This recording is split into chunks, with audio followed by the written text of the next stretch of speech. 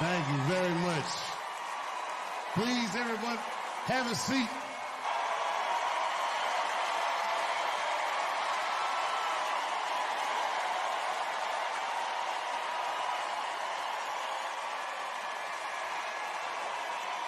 We got a lot to talk about.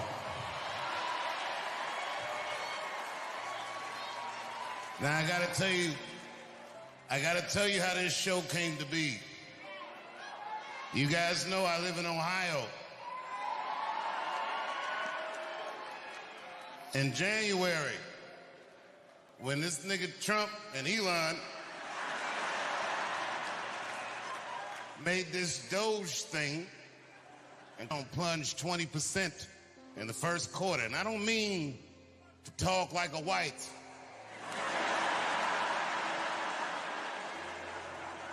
But boy, they did that, didn't they? And then when this nigga deployed the National Guard in my hometown and took the police department from the mayor, oh, DC niggas, we don't like that. But then my governor in Ohio sent our National Guard to police my hometown. And I called these niggas and said, I'm pulling up.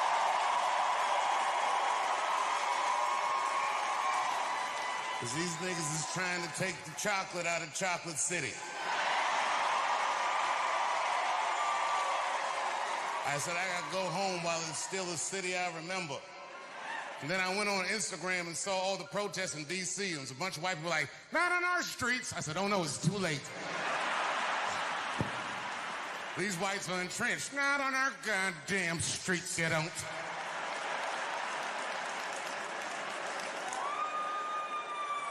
This nigga Trump was talking like he goes out to dinner. It's not like that. It's happening in California. It's happening in Oregon. It's happening in Illinois. And it's happening in Memphis. And niggas in Memphis, they might need it.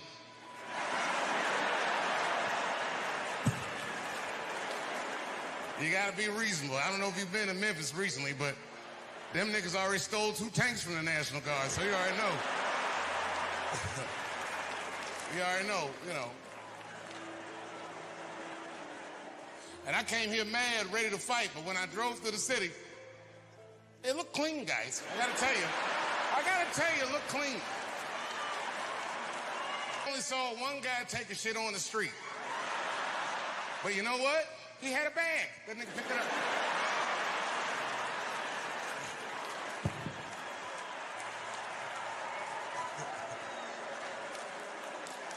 I was waiting for somebody to do something about the homeless. You know what's fucked up about D.C.? We the nation's capital, and nobody even gives a fuck about the homeless. I'm gonna tell you the truth. I feel like I'm the only one that does. Now, y'all don't know this, but quietly, for the last 2 years, I have been secretly working with Washington's homeless, and I have spent $2 million already on my homeless project. It's a Thriller dance. And you got a big treat coming up on Halloween, you'll see.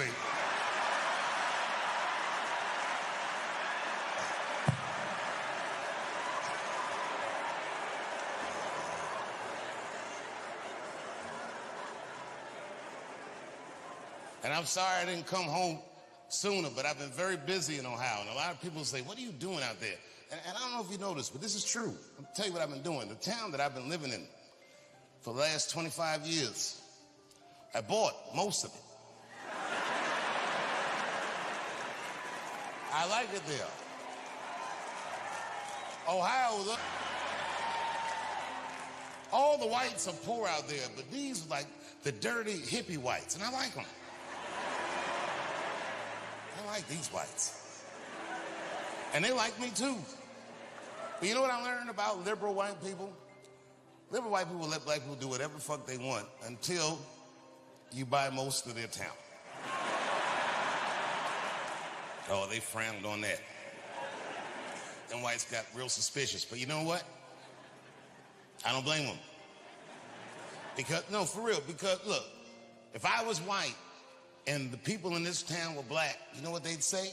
They would say I was gentle. These people. I own everything, nigga, everything.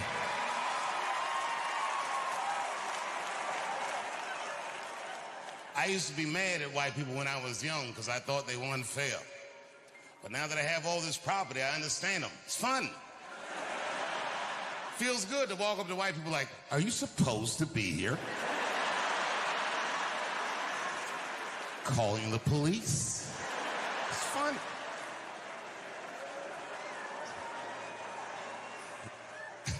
I own so much property in this town, and this is true. These white capitalists.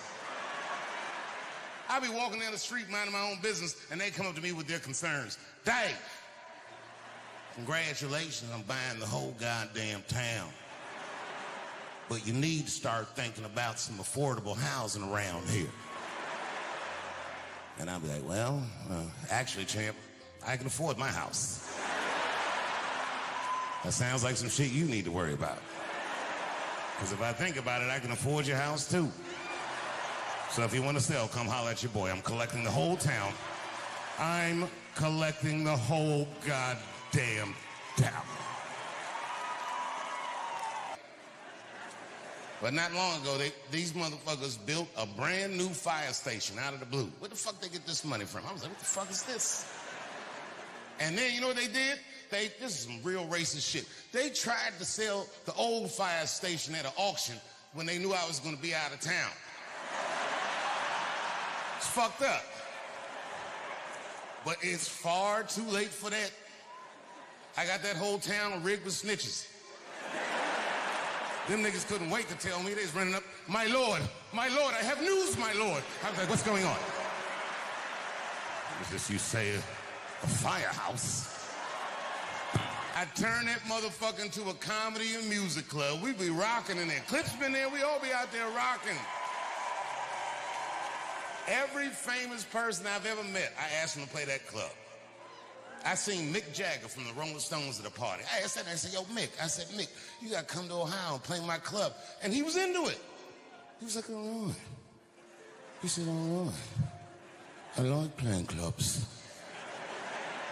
He said, but tell me about the town. I said, well, what do you want to know? And that nigga looked at me like you know, Mick Jagger look. He said, are there girls there?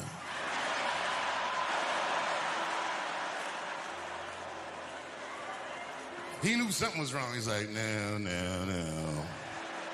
Come on, Dave, you know, like the kind of girls that I like. I said, Mick, I don't know what kind of girls you like. Nigga said, you know, you've heard my music. Are there white bitches with dirty feet?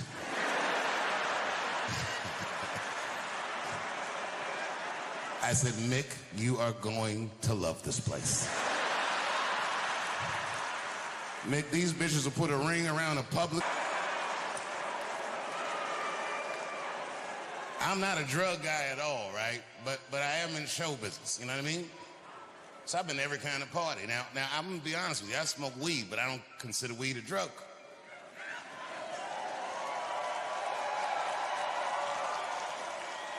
But you know how show business is. I've been to cocaine parties, I've been to weed parties, I've been to all the parties, and I'm just telling you the truth, what I've seen. Coke bitches are way prettier than weed bitches are. I be looking at weed bitches like, damn, bitches, you sleep in those clothes? The fuck's going on with you? No energy in the face. Get your dick out of my face, man. That's how weed girl sounds. Not gonna suck your cock, man. The mouth is dry as a bone. You ever get some weed head? Feels gross, doesn't it? Feels like a cat sucking your dick. Like, what kind of... How do you not have any moisture in your mouth? Bitch, go wet your whistle and try again, would you? Drink some water. Yuck. Yuck.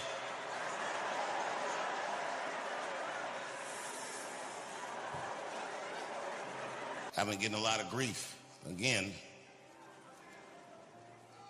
because I did a comedy festival in Saudi Arabia. and you hear those cheers, that's black people. America's whites, they're furious.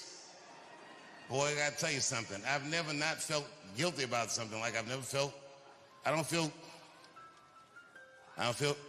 guilty at all.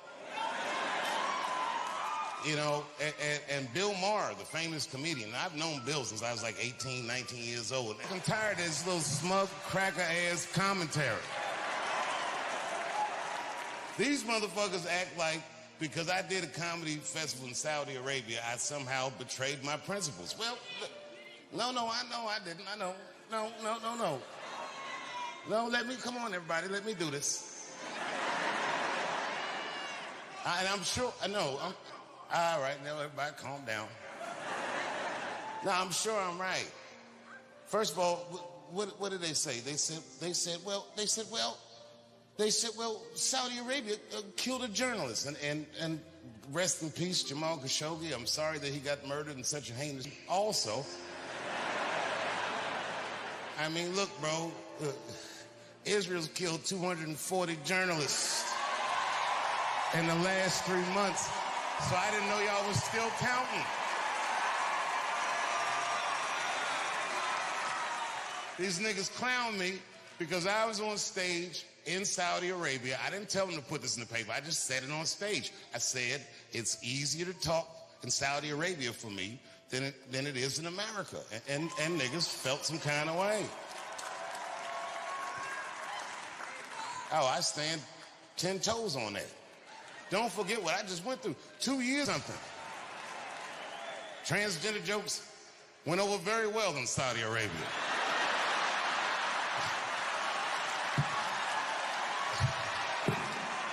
Them niggas couldn't get enough of that shit. I was in the pocket, nigga. I was like, where have you been?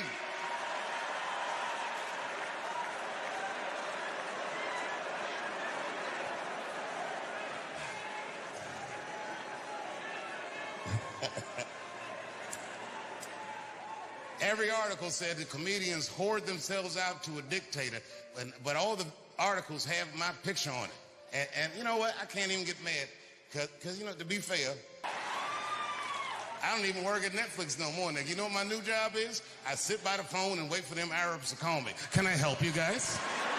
What do you need?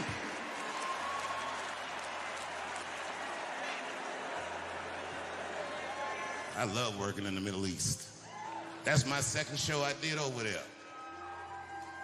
I did a show 3 months before that. I was in Abu Dhabi. Them niggas had a comedy festival too. And let me tell you something. Now, y'all never been in the Middle East. Here's some wild shit about them you might not know. You know how everybody got like a dog around here? Out there, they don't fuck with dogs. You know what they do? They got birds, falcons, nigga. These niggas have with falcons. I'm like, shit is dope. And, you know, here in D.C., we might see like a pimp here or there, and that's... But I've never seen a nigga pimp a bird. That nigga just had the bird like, bring me a rabbit, and that motherfucking bird just bring this nigga a rabbit. And he just give the bird a piece and eat the rest himself. So I saw a guy at the mall with one of these falcons. We were just talking about bullshit. And I don't know why I even thought to do this. Something just came over me. I said, yo, nigga, let me borrow that falcon. He did it. He gave me the mitten and he gave me the falcon. Now, I've done a lot of fly shit in my life, but the screaming, I had a live falcon on my arm. Niggas went crazy. Crowd was going nuts. This is their national bird. Now, I don't know shit about the bird. Turns out, this species of falcon that was on my arm is the single fastest creature on Earth. I didn't know that. Apparently, when it hunts, it flies straight up, and then it dives down at 240 miles an hour, they've clocked it at. It strikes its prey dead, and then it flies off and comes back and gets whatever it killed. I didn't know that. And when I was walking through the arena, the crowd was screaming, but the falcon, but it didn't trip. Now, I didn't know this mask is part of the falcon's training. If you take the mask off the falcon, it will think that it's time to hunt. Boy, I wish he told me that. Because I was on stage killing it, and the Falcon was just looking all stupid like this, and I'm like, oh man, this nigga can't even see the show. So I took the mask off. Man, this Falcon lost his goddamn mind. Mayhem ensued. That motherfucker fluttered like this and flew off my arm. And at first, everybody was clapping, yeah. And that nigga dove down. 240 transgender bitch, when it hit her, her dick popped out. Everybody screamed. I was like, oh shit. I didn't know what to do. Next thing I know, the police, the Arab police came, and these niggas just ushered me off stage. I didn't realize that I was under arrest. I said, what's the meaning of this? Well, clearly, these guys know it was an accident. And the next thing I know, they charged me with murder. I said, murder? The fuck, this was an accident. And then they had me in the court, and I killed this bitch on purpose. I said, I didn't even know this bitch was trans till her dick popped out. This is the goddamn outrage. I'm an American.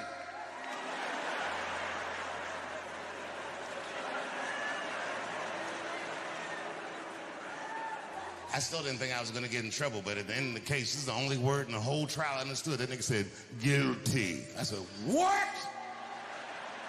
And my whole life flashed before my eyes. I said, I wish I never came out here. You're probably wondering how I'm here tonight. Well, I didn't know this at the time, but I found out, lucky for me, killing a transgender in the Middle East.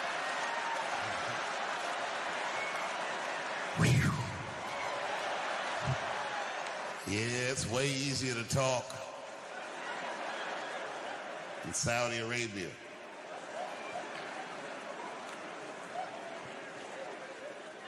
Jimmy Kimmel got canceled.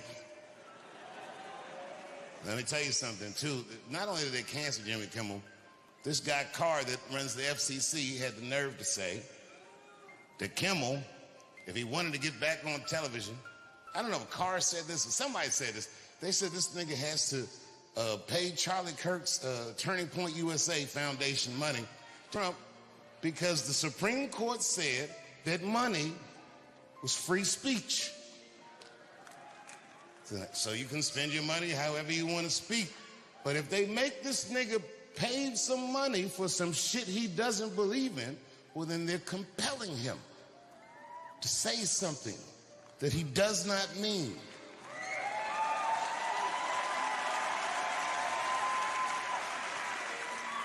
And 6 million, oh, excuse me. Listen, I made a lot of money, but I'll take money for free. And I know that the people in Saudi Arabia can't say all the things that I was allowed to say, but a deal's a deal, and the king said that I could say these things. So I looked at it like I was on a diplomatic mission. I gotta bring pussy jokes to the Middle East, because they got all that pussy over there and they can't even talk about it. I said, I'll do it.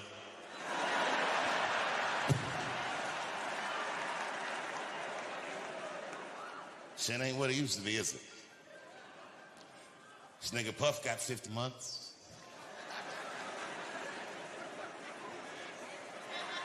Do it.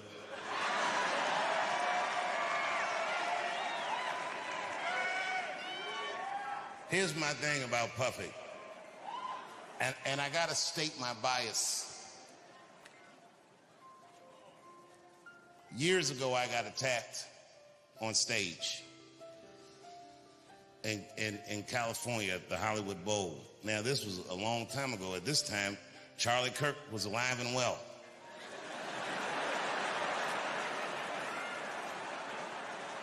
Well, this is another reason it's hard to talk in America, because you know, if you talk for a living and see Charlie Kirk get murdered that way, I'm gonna be honest, nigga, white guy, and they killed this motherfucker. I said, these whites.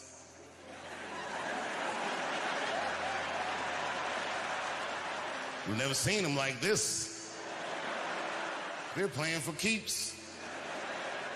And then remember the next day in the news, when all the information was still shoddy, they came out, they were like, apparently there were transgender messages inscribed on the bullets. I was at home like, oh no!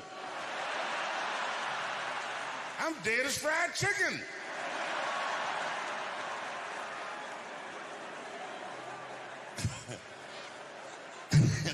And then weeks later, another bullet, child written on it. Another bullet had written on it, if you're reading this, you're gay. I was at home like, nigga, I'm gonna need to see these bullets. How the fuck is this nigga writing whole paragraphs on bullets? How big are these bullets? What is this nigga, a watchmaker? He can inscribe all this shit on a bullet?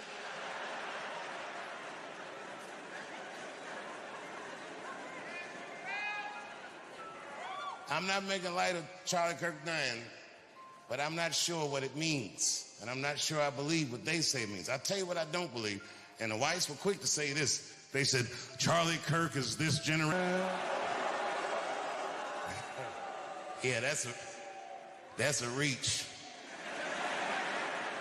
You know, they both got murdered in a terrible fashion. They both got shot in the neck, but that's about where those similarities ended. Because Charlie Kirk is a motherfucking internet personality. No, by design. Fundamentally, you can't function like Dr. King. Internet niggas are negative because they have to be. Because nobody will engage them unless they say shit that makes them upset. That's Charlie Kirk. Could you imagine Dr. King was behaving like Charlie Kirk? For more content like this, I believe all black people should be free. Change my mind.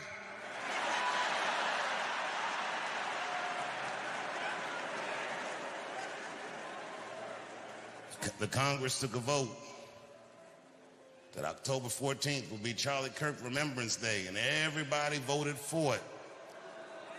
No, I'm not gonna boo it. You can remember, no. Remember that nigga if you want to. And remember him however you want to.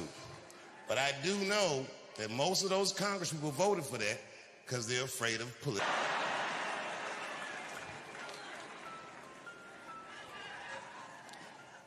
I was on stage not long ago in the States and niggas got mad because I said, well, you know, maybe Puff will get off. And I said, I hope so.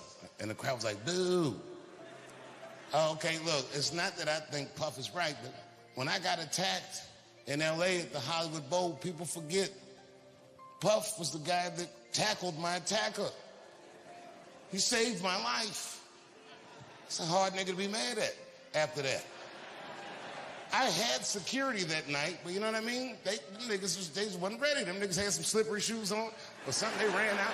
All them niggas slipped and fell about that baby oil. I was like, what did those niggas slip on?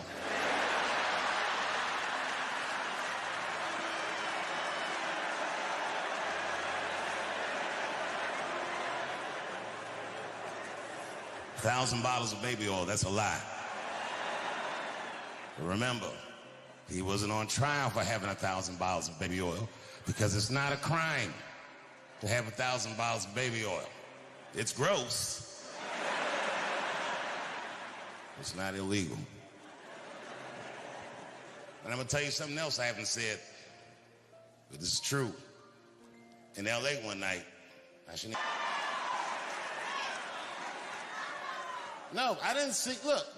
see none of the stuff they said in that trial.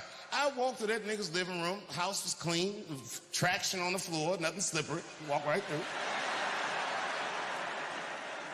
Perfectly normal evening. The only thing in hindsight, but at the time it didn't mean nothing to me. I didn't think about it until after I found all that stuff out, but in hindsight it was fucked up. But we was on this back patio, and we was drinking and laughing, talking, and that nigga Puff starts swirling his drink like this, and he goes, so Dave. You know me, I was like, I don't know, nigga, books, video games,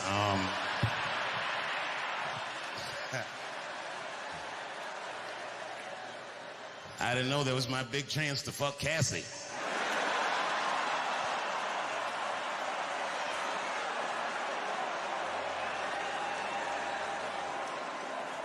God bless her. I'm not making light of her. What she went through was terrible. But remember, because they kept showing this video of him beating her up in a hotel hallway, which was a terrible video. But he wasn't on trial for that. $5 million is what I heard, which doesn't make it right. But I mean, come on, nigga. I do know niggas that have fought Floyd Mayweather for less money than that. And them niggas had to fight for 36 minutes.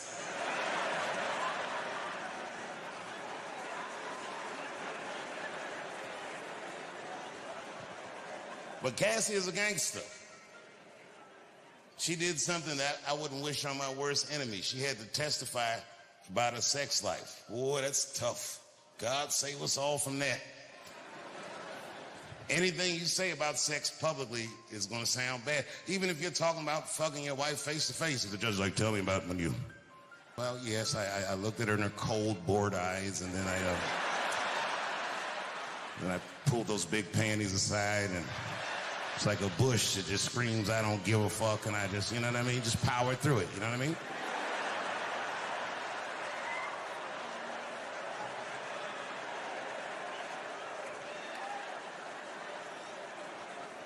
Cassie had to do way harder than that. Them questions, they was asking her all kinds.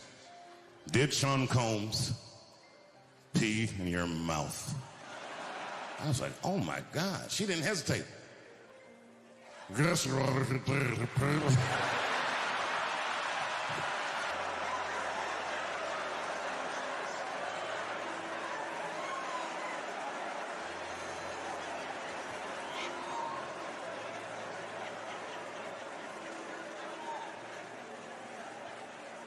Tonight I'd done something, I'd prepared something that I wanted to try. It's hard though, but I really wanted. It's the longest closer in the history of my career. I'm gonna do it, but boy, this is gonna take a lot of focus. So please don't yell out and distract me, just enjoy it. No, it's hard, look, man, closing the show is very important. So tonight I'm gonna do 2 different closes.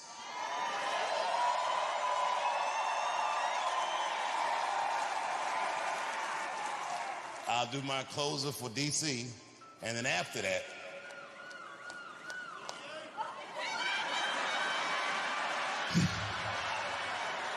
this bitch screamed like a car alarm. Did you hear that? Did everybody else hear that? Jesus Christ. All right, and then after that, if I can get to it, I'll do my closer from Saudi Arabia.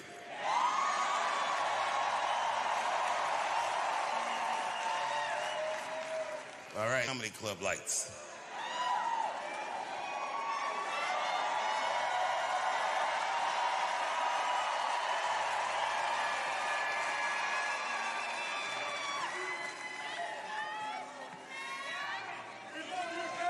I love you too.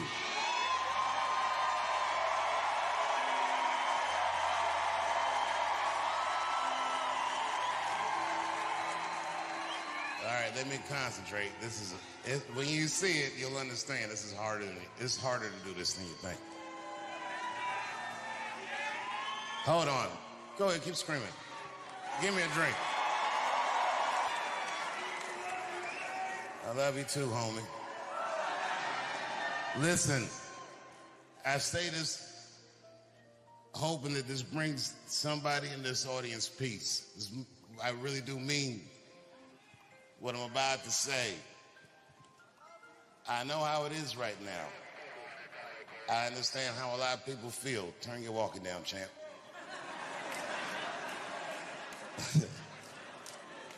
I know how a lot of you guys are feeling right now. You can't hear me? Can you hear me?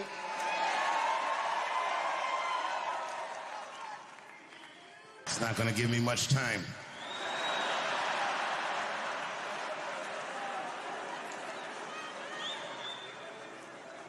I know how people are feeling right now, and I hope that this brings you peace.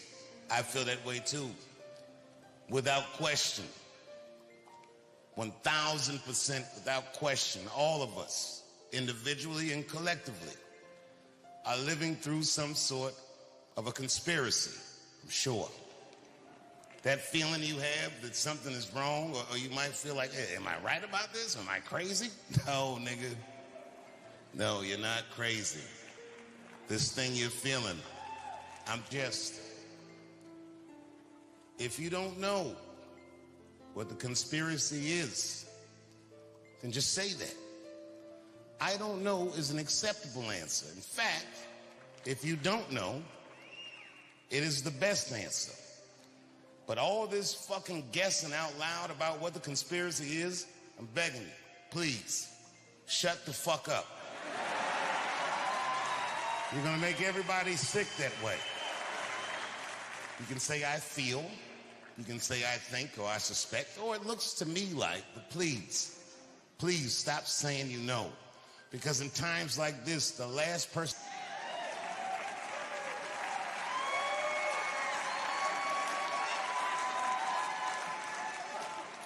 But here's what I think. Somehow this country went wrong. In 1910, I narrowed it down to a specific dude. It has something to do, and think about what I say later, not now. It has something to do with Jack Johnson. First black heavyweight champion of the world. And the heavyweight championship, to this day, is the most prestigious title in sports. But in 1908, only white fighters had that distinction. Not because black fighters weren't good enough, but because no white fighter would give any black person the opportunity to lay their hands on them. And a guy named Tommy Burns became heavyweight champion. And Tommy Burns was an anomaly. He was Canadian. And he said, I am the heavyweight champion. He said, I am not the champion of Canada. I am not the champion of white men. I am the heavyweight champion of the world. And I will defend my championship against all comers. And boy, Jack Johnson got the opportunity to fight for the heavyweight championship of the world, not from an American like he was, but from a Canadian. Now, you think that Americans would root for Jack Johnson because he was an American. No, this nigga was blacker than Wesley Snipes. Tommy Burns was at that point above him, and you know, he beat the fuck out of Tommy Burns in Sydney, Australia. And all the white fighters from America were like, you see what we mean? Fighting those goddamn dirty fighting monkeys. Before Tommy Burns, the heavyweight champion, had retired, there was a man named Jim Jeffries. And everyone said Jack Johnson's not the real champion. They said Jim Jeffries is a real champion. And it's a good thing he's not fighting or he'll beat your black ass, Jack Johnson. So Jack Johnson called out Jim Jeffries. It happened first in London. Jim Jeffries was in a parade in London, and he said, I say, old boy, I sure would like to give you a wallop. Jim Jeffries just looking at him like, the fuck? And then Jim Jeffries was in a parade in Sydney, Australia, and Jack Johnson stepped out of the crowd again. I say, old boy, I sure do want to give you the old one, too. Jim Jeffries was looking like, how does this nigga have a passport?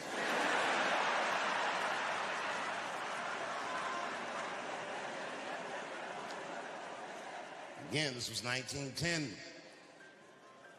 The hallmark of Jack Johnson's character was audacity. There's a story about him that's a line. And the police pulled Jack Johnson's black ass over. You know, this was 1910. He must have been flying 13, 14 miles an hour.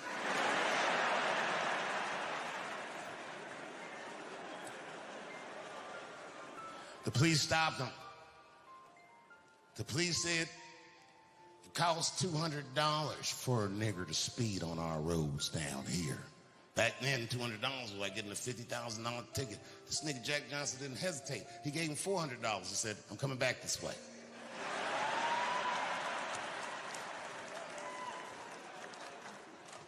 After months of persistence against Tim Jeffries on the 4th of July, this is where the phrase, the Great White Hope, came from. They were dying to find any white man that could put this nigga in his place. I'll tell you what, on the 4th of July, Jim Jeffries was not the guy. Jack Johnson fucked his ass up. And Jack Johnson did what they call in boxing, carried the fight, which means he could have knocked him out in the early rounds, but he didn't want to die. He wanted to make it look good, but when he got sick of it, because back then it wasn't no like 15-round fights, niggas just fought till they couldn't fight anymore. And when Jack Johnson got bored, put him away off, because they didn't want any imagery of this nigga knocking out their hope. And on July 5th, all over the United States, there were riots, white riots, where they killed many black people to make sure that the rest of these niggas knew their place. Because Jack Johnson was the first black person to physically confront the color line and win. And here's the punchline. He didn't just leave the arena with his life. Jack Johnson had a very particular proclivity. Talk about it. You see, Jack Johnson loved fucking white women. Almost exclusively, he would fuck white women. And man, the audacity of this nigga beating white men up and fucking their bitches. The black boxing world was elated. And every great black fighter celebrated Jack Johnson. And they came to Jack Johnson, they said, Jack, congratulations, can I get a title fight? And Jack Johnson, just like his white predecessors, said, well, I don't fight black fighters. I'm in the business of beating up white guys. After another, they lined up the great white hopes, and Jack Johnson would vanquish them all. In fact, it took an act of Congress to stop him. Congressman named Mann from Illinois came up with an act called the Mann Act. The Mann Act is the law that says it is illegal to take a woman across state lines for the purposes of debauchery. And my line of work, gotta know shit like that. Jack Johnson got tried, prosecuted, convicted of the Mann Act, fled the country, was on the run for years in the ruin. This is one of my favorite quotes that any American ever said. He said, I risked everything for my pleasure.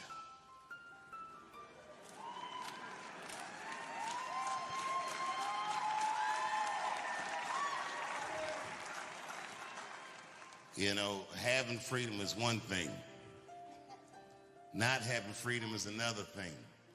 But using freedom that you don't have takes an enormous amount of courage, no matter how selfish you are with it. And Jack Johnson is an American riddle that we've got to solve. Him at the National Harbor, and I wasn't performing. I was at a Stevie Wonder show, and Stevie Wonder didn't know I was there.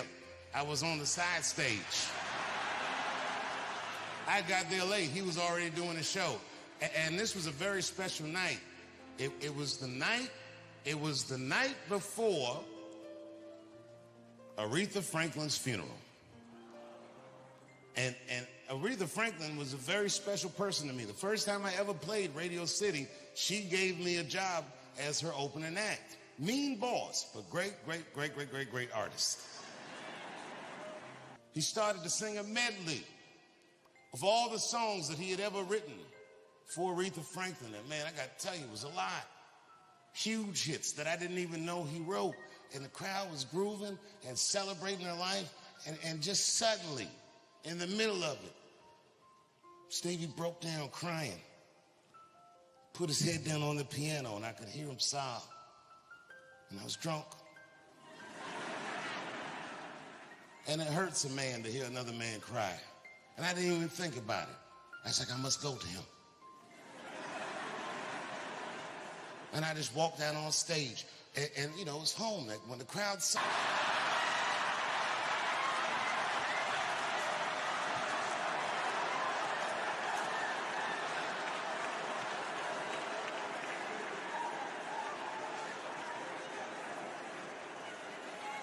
And I sat down next to him at the piano and I go, Steve, it's me. And then he smiled real big and we started cracking jokes and singing songs. And then after the show, we were backstage and he asked me, he said, what are you doing tomorrow? I said, I'm gonna go fly to Detroit with you. Pay my respects to Miss Franklin. And he said, no. That's the way. And Stevie said, I need you to do me a favor. He said, John McCain is laying in state at the Capitol. He said, I want you to go pay our respects to him.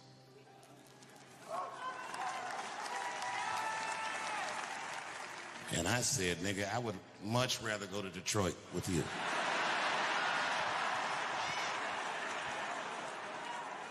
And then Stevie gave me that look. He just looked like this, like, he didn't even know I was all the way over here, didn't he? So I went. He just told me to do that I won't do is stop smoking. That I won't do yet. But I did it. I waited in line, and then I got all the way up to Senator McCain's casket, and I was just like, Stevie Wonder sent me. Goodbye, nigga. And I just walked off. That's what he wanted us. I did it.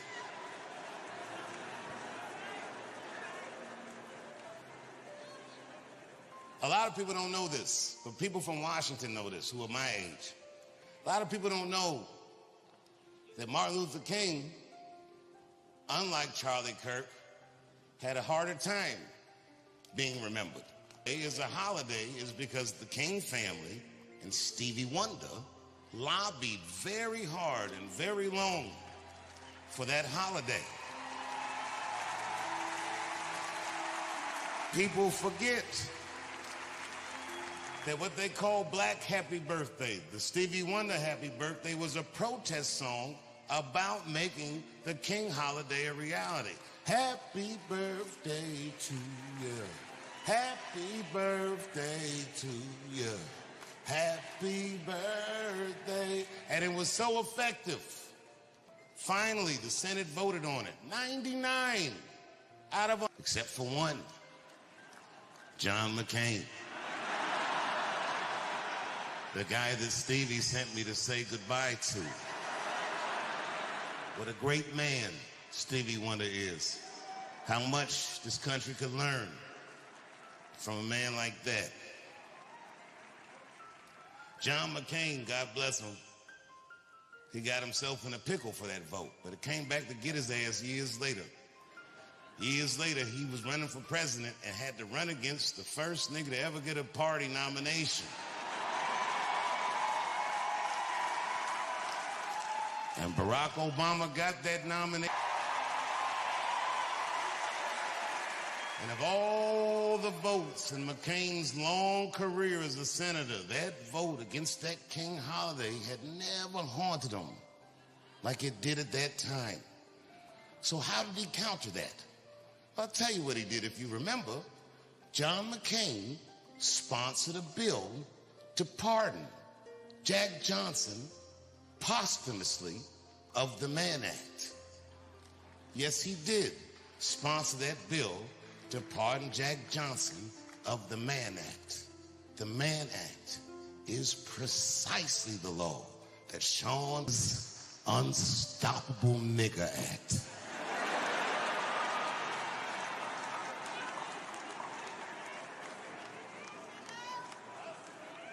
Yeah, something else was going on, but I don't know.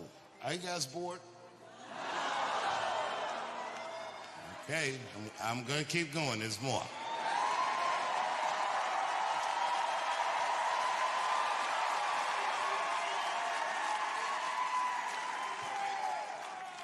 I hate conspiracy theories, but I'll tell you one about, well, and this is not even a theory. This part I know is a fact.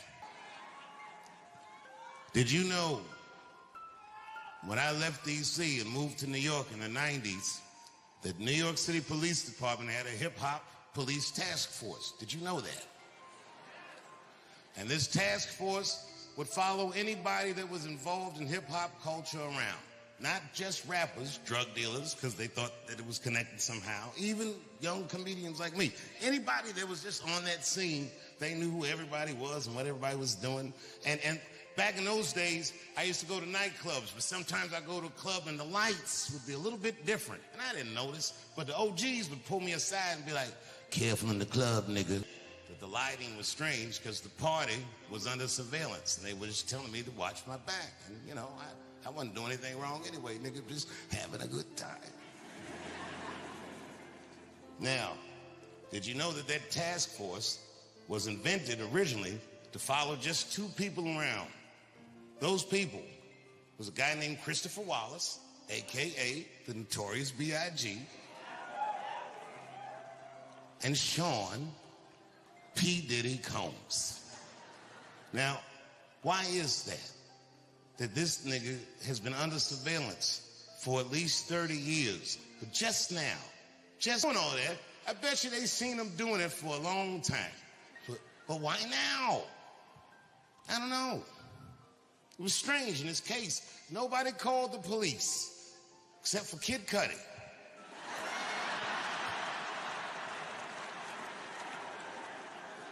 And everybody called Kid Cudi a snitch. But he wasn't a snitch. A snitch is when two niggas do crime together and one of them gets caught and tells on the other one to get himself out of the trouble. Kid Cudi was violated by Puff. He alleged that Puff blew up his motherfucking Porsche with a Molotov cocktail and didn't stop there. He said he then alleged that... Oh, nigga, I'd have been furious. Kid Cudi said, I can't prove that he opened the gifts or nothing, but I came in the house and he was in there and the gifts was open and that nigga was just like, Merry Christmas, Playboy. So what was Kid Cudi supposed to do? He only got two choices.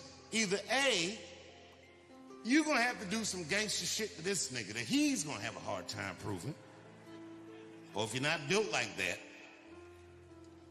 and I do not believe that Kid Cudi is built like that, your last option is B. I, on the other hand, I'm built like that. If this nigga fuck my family's Christmas up, you better believe I'm gonna make him suffer for that shit.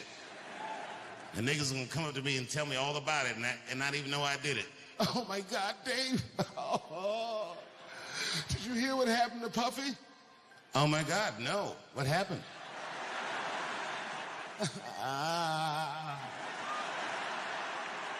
He was jogging by himself in Topanga Canyon. A falcon came out of nowhere and killed this nigga. Oh my God.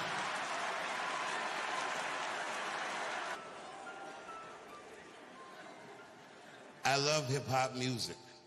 I love many of the people that make that music. They taught me things and showed me things that I'd never seen for myself. Good things. For example, I was in Atlanta once. I'm almost done. Hang in there, champ.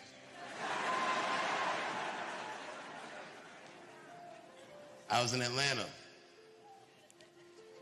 and a rapper named T.I. called me up. Now, at this time, I didn't know him well. I know him better now, but I knew him well enough that he'd have my phone number. And then nigga called me up. He was like, Dave, I heard you was in my city. I said, fuck yeah, nigga, let's go. He said, meet me downstairs in your hotel valet. So I went downstairs. I thought he was fucking around. When I went down there, he was outside in the valet, sitting in a purple Phantom. This car must have been $1.5 million. Beautiful purple color with ivory white seats.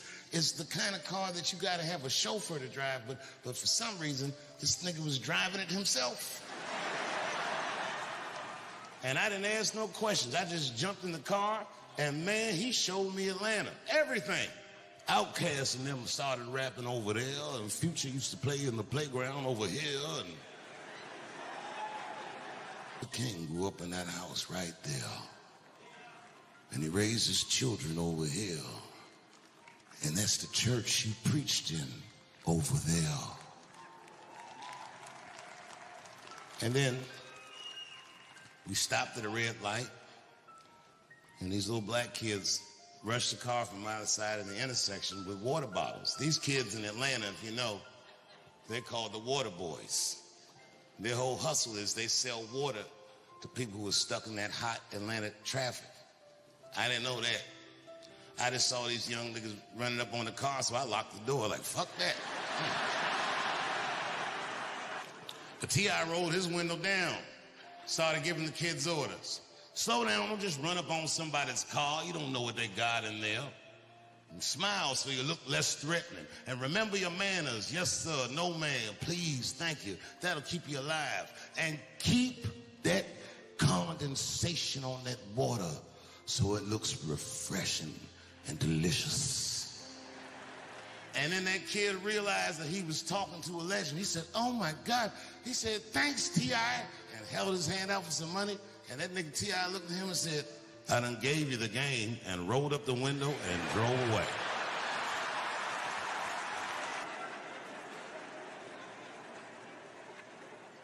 That night, I did my show, and when I got off stage, T.I. was backstage with a friend of his that I didn't know. I just knew his friend was somebody because everyone was acting all excited that he was back there. So I asked him, I go, yo, Tip, who's your man? And he's like, oh, that right there? He goes, that there is the future of hip-hop. And I was like, nigga, will you just calm down? So then I asked the dude. I said, yo, my man. I said, what's your name? And the dude looked over, he said, I'm Nipsey. I'm not gonna go all into it, but I gotta tell you, that night, me and T.I. and Nipsey went out, and we had a fucking blast. Good time, not a freak-off fun, but fun. So much so that when I got home from the road, and my wife always asked me, she goes, Dave, how was your trip? Normally I'm just like, it was good. But this time I was like, babe, I met the coolest nigga. I said, this nigga's younger than me, but it's like he's older than me. And she's like, what? She goes, what does that mean? I was like, I don't know, bitch. She's like,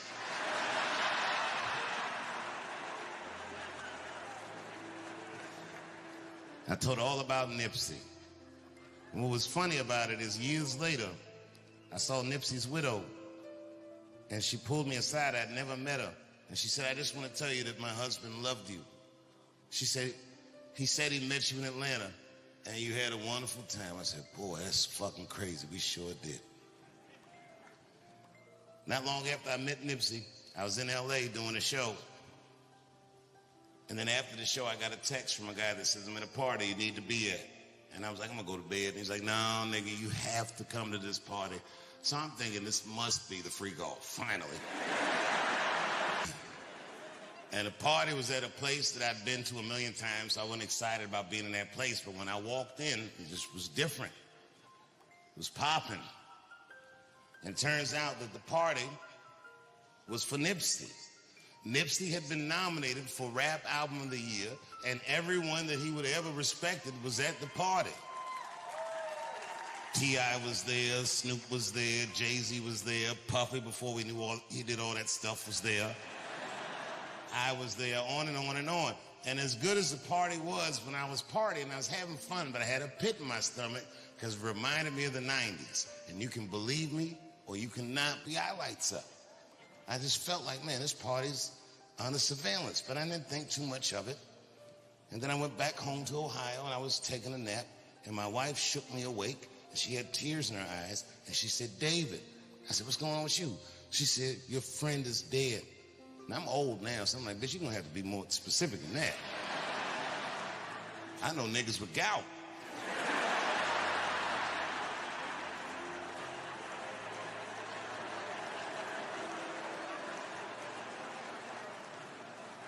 But it was Nipsey. And this is why I feel for Charlie Kirk's fans, because I know what it's like to see, oh my God. It's so hard to accept that. And if you looked on the internet and saw all those terrible videos, because there was a very gory video of Nipsey's murder too.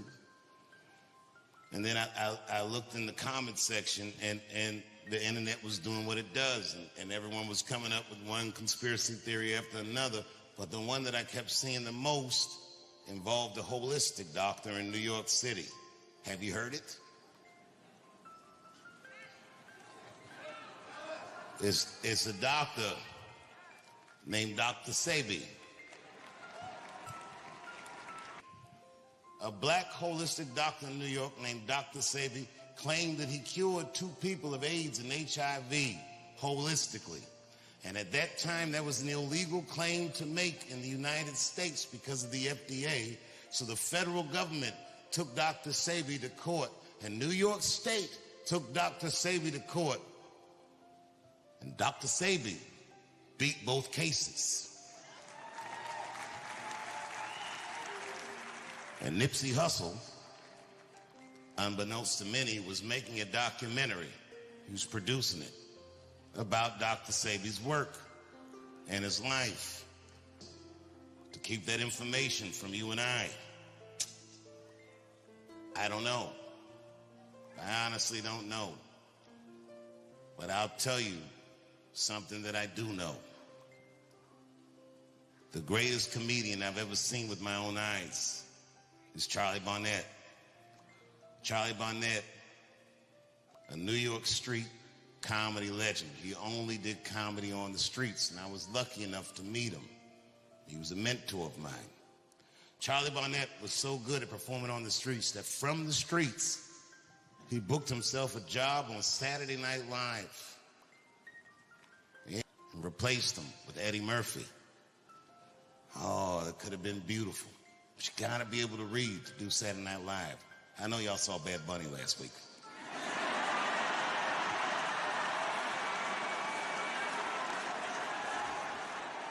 I'm not knocking him, and that nigga's reading, you know what I mean?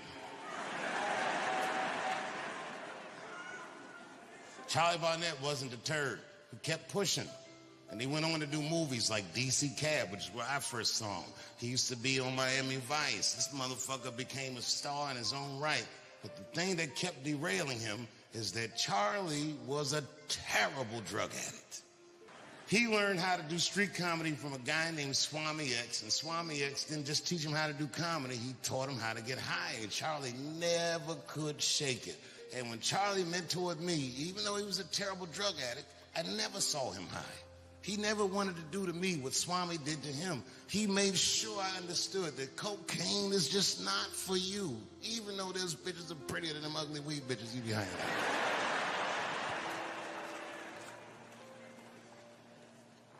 One night, I saw Charlie in a comedy club, and he looked terrible. And this guy would avoid me if he was getting high. And he didn't say anything. And I said, "Are you high?" And he laughed. He said, "No, nigga, I'm not high." He said, "I'm dying." And I said, "What?" And he said, "I'm dying. I have AIDS, and I'm dying."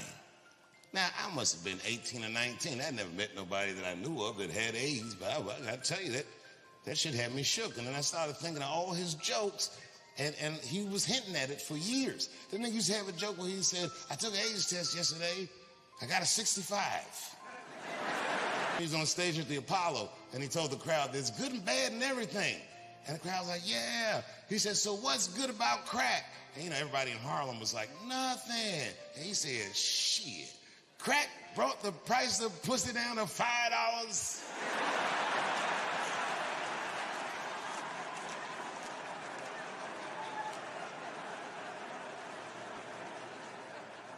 But when he said he had AIDS, I was so shocked that I looked at him to see if he was joking, and I knew. I said, he's serious. And I said, "Fuck that shit." He said, "What you mean?" I said, "You're not gonna die around me, nigga. That's not you." To Dr. Sebi, this is a fact. And Dr. Sebi treated Charlie Barnett for 3 months. This is a crazy story. I could make a whole movie about it. It's a long story, so I'll spare you. But the point of the story is, Charlie died of AIDS.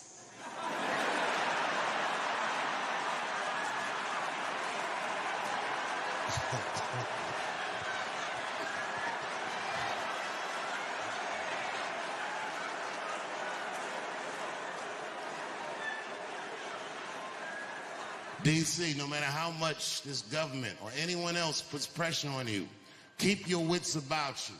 I'm here to care of each other, and we will wait this orange nigga out.